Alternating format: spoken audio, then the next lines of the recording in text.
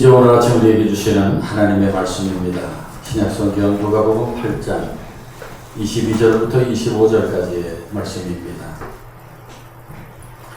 하루는 제자들과 함께 배에 오르사 그들에게 이르시되 호수 저편으로 건너가자 하시매 이에 떠나 행선할 때에 예수께서 잠이 드셨더니 마침 광풍이 호수로 내리치매 배에 물이 가득하게 되어 위태한지라. 제자들이 나와 깨어 이르되 주여 주여 우리가 죽겠나이다 한데 예수께서 잠을 깨사 바람과 물결을 꾸짖으시니 이에 그쳐 잠잠하여 지더라. 제자들에게 이르시되 너희 믿음이 어디 있느냐 하시니 그들이 두려워하고 놀랍게 여겨 서로 말하되 그가 누구이기에 바람과 물을 명함에 순종하는가 하더라. 아멘. 하나님의 말씀입니다. 오늘 누가복음 8장의 말씀은 예수님께서 제자들과 함께 배를 타고 갈릴리 호수 저편으로 건너갔을 때 일어났던 일을 기록하고 있습니다. 예수님께서 제자들과 함께 배를 타시고 호수 건너편으로 건너가자 하셔서 배가 출발했습니다. 그 배에 예수님이 타셨고 또 호수 저편으로 건너가자 하는 것도 예수님이었습니다. 그래서 배가 출발했는데 마침 광풍이 호수로 내리쳤다 그랬습니다. 갈릴리 호수에 가보면은 주변에 높은 언덕과 산들이 이렇게 둘러서 있고 그리고 호수는 그 가운데 이렇게 그릇에 담긴 물처럼 있는 호수로서 거기에 강한 바람과 돌풍이 많이 붑니다. 제가 2번 성지순례 갔을 때 그 갈릴리 호수에 갔을 때마다 배를 탈 때마다 아주 강한 바람이 불고 풍랑이 일었던 것을 보았습니다. 그 배 안에 플라스틱 탁자 의자들이 홀홀 날아다닐 정도로 바람이 강합니다. 그런 큰 바람과 풍랑은 갈릴리 호수에 자주 일어나는 일이었습니다. 그런데 보세요. 그 배에 예수님이 타셨는데도 광풍이 불어닥쳤어요. 예수님이 가자 하셔서 출발한 것인데 그런 일이 벌어졌어요. 그렇게 예수님과 함께 가는 길에도 광풍을 만납니다. 큰 풍랑이 있습니다. 이것이 세상이고 우리가 걸어가는 믿음의 길입니다. 여러분, 세상이 얼마나 변화무쌍한지 모릅니다. 산과 바다, 들과 하늘과 모든 것이 움직입니다. 바람이 불고 비바람이 내리고 그리고 천둥 번개가 칩니다. 변화무쌍입니다. 가끔씩 바람이 전혀 없는 무풍지대가 있긴 하지만은 그러나 세상은 계속 움직이는 것입니다. 며칠 전에 경상도에 큰 산불이 나서 많은 피해가 발생했습니다. 이제 메마른 그 풀에 이 불이 붙을 때 강한 바람이 부니까 이 불이 순식간에 크게 확산이 됐습니다. 그 강한 바람 때문에 많은 집들과 많은 나무들이 불에 탔습니다. 그리고 우리나라에서는 별로 볼 수 없지만은 미국이나 중국 같은 나라, 특별히 미국 중부 지역에 이 토네이도라고 하는 회오리 바람, 거대한 회오리 바람이 불어서 이 회오리 바람이 지나가면은 마을들이 다 쑥대밭이 되는 그런 엄청난 일이 벌어집니다. 여러분, 그런 것이 바로 세상이에요. 하나님께서 세상을 그렇게 창조하셨습니다. 우리는 바람 없이 조용히 살고 싶지만은 그렇게 살 때도 있지만 그러나 때때로 강한 바람이 불어닥치고 큰 풍랑이 일어납니다. 오늘 누가복음에 예수님이 타신 배에도 광풍이 불어닥쳤습니다. 광풍이 호수로 내리쳤다. 이렇게 기록되어 있어요. 엄청난 바람이 배를 때린 것입니다. 지금 우리는 편안히 이렇게 예배당에 앉아서 그랬구나. 그런 일이 있었구나. 그런 풍랑이 일었구나. 이렇게 우리가 생각하지만은 직접 그런 일을 당하게 되면은 얼마나 두려운 일인지 몰라요. 제가 한 30년 전에 친구 목사들과 제주도에 가서 그 남서쪽의 어떤 조그만 포구에서 그 고기 잡는 배를 빌려 타고, 그리고 그 앞에 차기동가 하는 그런 섬을 이렇게 돌아오기로 하고 출발했는데, 근데 잔잔한 바다가 그 섬 옆으로 돌아가는데 그 남쪽에 그 태평양에서 큰 바람이 몰아치는데 죽다 살아났어요. 그때 그 조그만 배가 그냥 하늘로 쳐들었다가 바다로 쑥 들어갔다. 올라갔다 내려갔다. 물속에 확 들어갔을 때 보니까요, 좌우 위가 다 물속에 완전히 들어갔었어. 거기 탔던 우리 친구들 얼굴이 하얘져가지고 나와가지고 전부 다 기도 많이 했다 그러더라고. 죽을까봐. 얼마나 엄청난지 몰라요. 그 풍랑 속에 그 두려움이라는 것은 엄청난 것입니다. 그런데 오늘 누가복음을 보면은 예수님께서 그 배 타자마자 잠이 드셨어요. 영어 성경에 보니까 상당히 깊이 잠이 들었다 이렇게 되어 있습니다. 당시 예수님이 하시는 일이 얼마나 많았습니까? 오늘 본문 8장 1절에도 보면은 예수님께서 각 성과 마을에 두루 다니시며 하나님 나라를 선포하셨고, 2절에서는 악귀를 쫓아내시고 많은 사람들의 병을 고치셨습니다. 또 4절에 보면 각 동네마다 모여온 사람들에게 말씀을 가르치셨습니다. 그런 많은 일을 하시고 예수님 배 타자마자 그대로 골아 떨어지셨습니다. 그런데 23절에 보세요. 광풍이 호수로 내리쳐서 배에 물이 가득하게 되어 위태한지라 그랬어요. 배 안에 물이 가득하게 되어서 배가 가라앉게 생겼어요. 여러분, 오늘 본문에 이 풍랑을 만난 제자들의 상황은 오늘날 풍랑치는 시대를 살아가는 우리들의 실상을 잘 보여줍니다. 본문에 광풍을 만나 죽게 생긴 제자들의 모습은 다름 아닌 오늘 우리들의 모습이, 그렇지 않습니까? 바로 그런 것이 이 나라 대한민국의 모습이고, 또 우리들 가정의 모습이고, 또 우리들의 교회의 모습이라고 아니할 수가 없습니다. 여러분, 지금 우리가 탄 배가 풍랑 한가운데서 요동치고 있는 것입니다. 배에 물이 가득 차서 가라앉게 생겼습니다. 현재 대한민국이라는 배를 보세요. 얼마나 위태롭습니까? 이 배에 선장이 없어요. 선장을 끌어내렸어요. 나라가 둘로 쪼개졌어요. 보수와 진보로 쪼개졌어요. 그 둘 사이에 그 증오, 그거 엄청나요.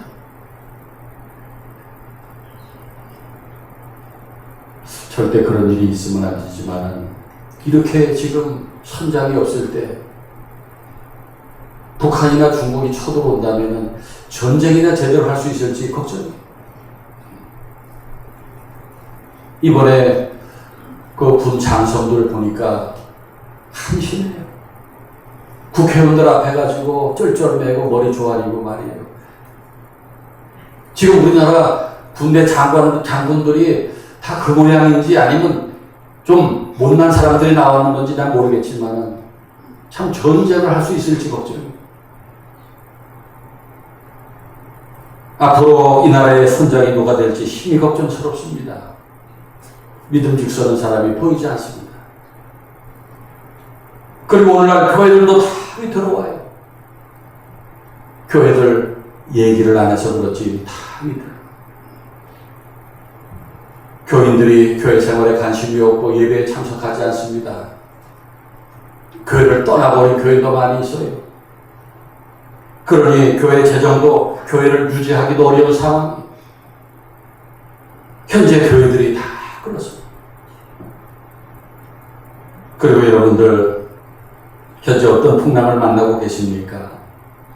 큰 풍랑의 한가운데서 위태로운 상황에 처해 있습니까? 제가 우리 교인들 형편을 다 짐작합니다. 좋은, 형편이 좋은 교인도 있지만은 어려운 교인들이 많습니다. 말을 안 하지만은 많이 어려운 것을 짐작합니다. 사업하는 분들 말할 것도 없고, 직장 생활도 다 어렵고, 그러니 가족들 간에도 화목하지 못하고 트러블이 있어요. 이렇게 여러 가지 환경들이 좋지 않을 때 우리의 건강도 좋을 수가 없어요. 마음이 편치 않으니까 몸도 아프고 좋지 않습니다. 한마디로 우리 모두가 풍랑치는 바다 위에서 요동치고 위태로운 형편에 있는 것입니다. 그래도 우리 교인들이 울삼 짓지 않고 내색하지 않고 묵묵히 지내시는 교우들이 존경스럽습니다. 그러면 왜 하나님은 이 세상에 광풍이 불고 풍랑이 있게 하셨을까요? 여기 하나님의 놀라운 계획과 섭리가 있는 것입니다. 다 이 세상을 살리고 우리를 강하게 하시기 위한 것입니다. 해마다 여름과 가을에 저 남쪽의 태평양에서 태풍이 발생해서 이제 우리나라 쪽으로 올라오는데 그 태풍에 생긴 모양을 보면은 회오리 바람이에요. 그 바다 한가운데서 회오리 바람이 딱 발생하면은 이것이 점점 강해지고 커지면서 이동을 하는데 이게 중국 쪽으로, 일본 쪽으로, 우리 대한민국 쪽으로 이렇게 올라옵니다. 그 강한 태풍이 한번 휩쓸고 지나가면은 뭐 그 피해를 말할 수가 없어요. 그런데 여러분 아십니까? 그렇게 태풍을 맞이해서 당하는 피해보다도 그 태풍이 가져다주는 이익이 수백 배, 수천 배 많은 걸 아십니까? 그 강한 태풍의 비바람이 육지에 불어닥치면서 모든 더러운 오물들을 다 씻어내주고 그리고 오염된 공기들을 다 멀리 날려버려요. 그 강한 그 태풍이 바닷물을 다 휘저어가지고 그 썩어가던 바다를 새롭게 합니다. 깨끗하게 만들어. 고기들이 살아갈 수 있도록 만들어줘요.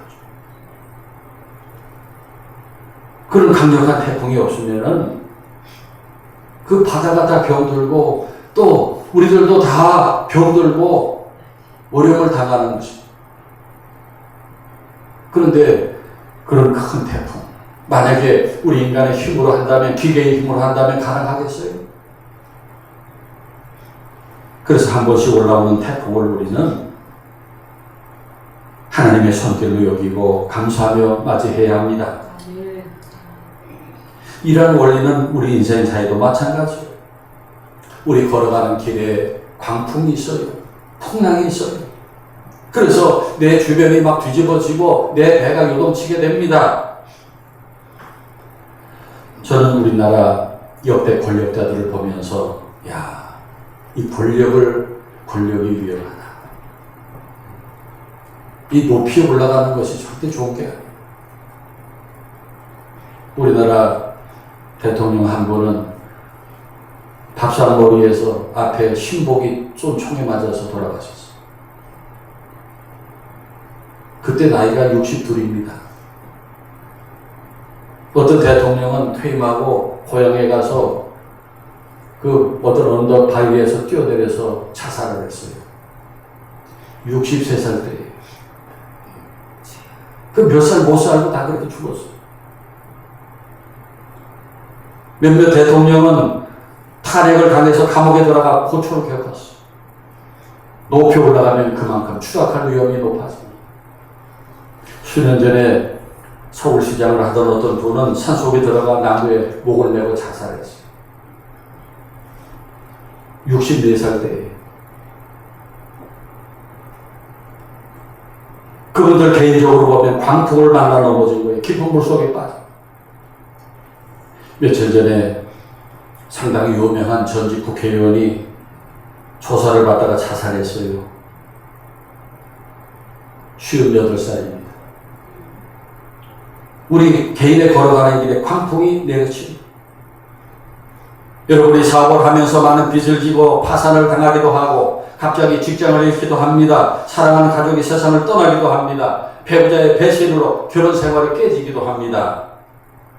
그러면서 뭔가 마음에 상처가 생기고 고통을 당합니다. 우리 가는 길에 광풍이 있어요. 그런데 그 광풍이 해롭기만 한 것이 아니에요. 유익이 있어요. 여러분 살면서 아무런 괴로움도 없고 잔잔한 호수같이 살면 좋을 것 같습니까? 결코 그렇지 않습니다. 그렇게 편안하게 사는 사람도 없지만은 우리를 정신 차리게 하고 건강하게 만들어주고 하나님 앞으로 이끌어주고 기도하게 만들어주는 것이 우리가 만나는 광풍이고 풍랑이에요. 믿습니까? 여러분 만약에 우리의 삶이 편안하기만 했다면 하나님 믿었겠습니까? 신앙의 길로 나왔겠어요? 아마도 아닐지 몰라요. 광풍은 하나님께서 우리에게 즐겨 사용하시는 도구 중에 하나예요. 우리의 배가 흔들릴 때 우리는 기도하기를 시작합니다. 강한 바람에 배가 요동칠 때 우리는 하나님을 붙들기 시작합니다. 걱정이 없을 때, 형편이 좋을 때는 기도가 미지근합니다. 하나님도 쳐다보고 다른 것도 쳐다보고 기도가 미지근해요. 그러나 감당할 수 없는 광풍이 몰아닥칠 때 우리는 진심으로 기도하기 시작해요. 아멘입니까? 아멘. 그래서 당할 때는 너무나 힘들고 괴로운 일이지만은 우리 가는 길에 광풍이 필요합니다. 풍랑이 필요합니다. 그 태풍을 통해서 풍랑을 통해서 우리가 더 성숙하게 되고 인격이 아름다게 됩니다. 제 여동생이 10수년 전에 뭘 치료한다고 병원에 입원했다가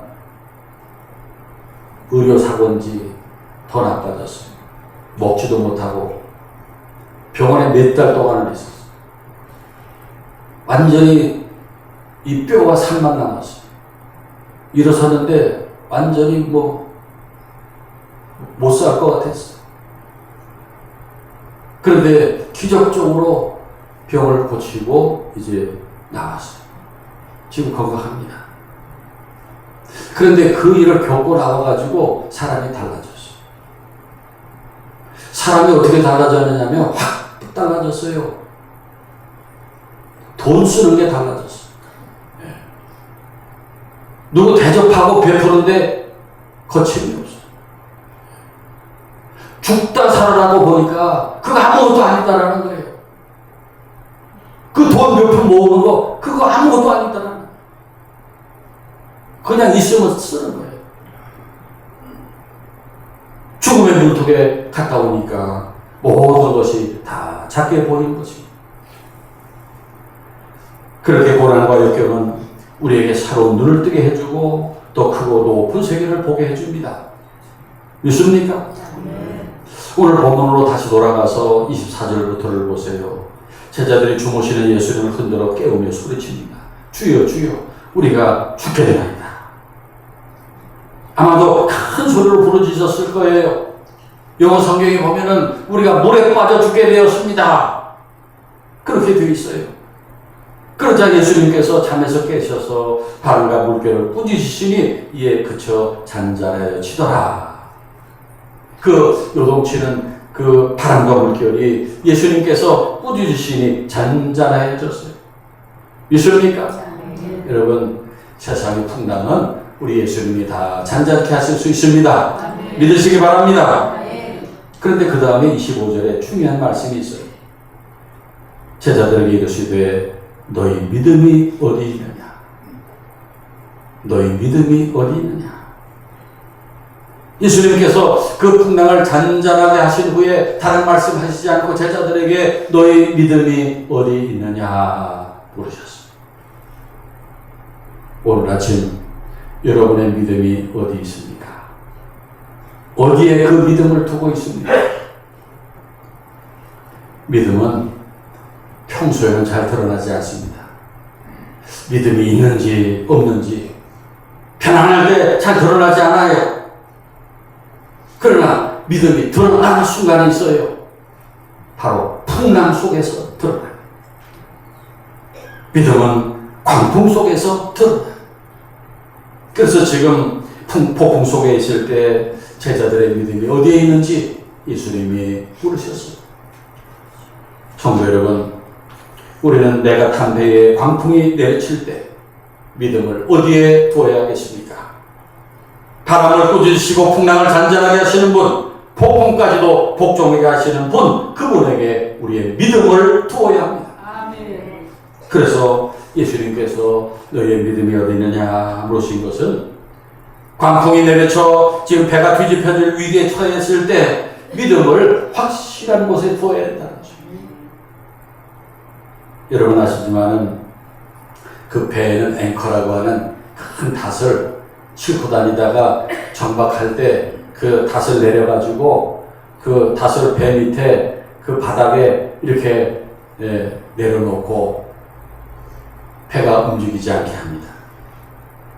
그렇게 예수 그리스도를 의지하는 믿음은 우리 인생의 닷과 같아서 우리들의 닻이 예수 그리스도에게 깊이 박혀 있을 때 우리의 인생은 결코 또 내려가지 않습니다. 파산하지 않습니다. 아무리 거센 풍랑도 우리를 침몰시키지 못합니다.